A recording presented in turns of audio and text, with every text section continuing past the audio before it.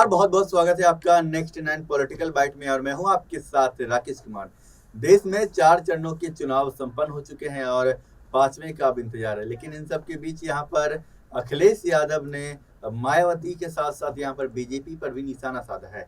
अखिलेश यादव ने कहा है कि आकाश आनंद को जानबूझकर पद से हटाया गया है। उन्हें को कोऑर्डिनेटर के जो पद मिला था उन्हें जानबूझकर हटाया गया है।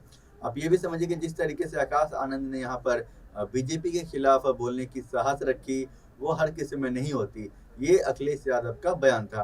उन्होंने कहा कि जिस तरीके से आकाश आनंद बोल रहे थे, सच के खिलाफ बोल रहे थे, सच बोल रहे थे, लेकिन उसके बावजूद भी यहाँ पर पार्टी उन्हें बर्खास्त करती है और ये सब के जो जिम्मेदार है वो मायावती है, क्योंकि मायावती कहीं ना कहीं बीजेपी को सपोर्ट करती है और बीजेपी के कहने पर ही ये उन्हें आकाश आनंद को पद से हटाया गया है।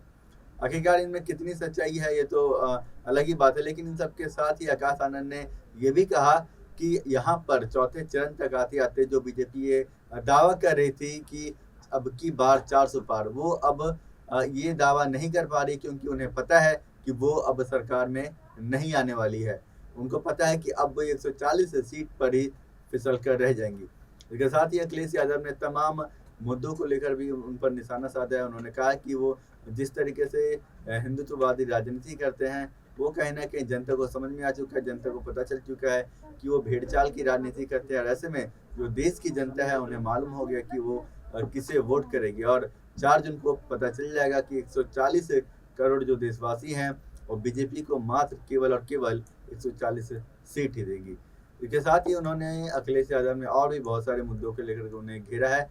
उन्होंने कहा कि जो बीजेपी परिवारवाद का राग गाती नजर आई है, वो कहीं ना कहीं इंडिया गठबंधन से डरी हुई है। और वो आपको पता होगा कि जिस तरीके से हमारी जो सीटें हैं यहाँ पर बढ़ती हुई दिखाई दे रही है, वैसे ही उनकी जो टेंशन है वो उतनी ज़्यादा बढ़ती जा रही है।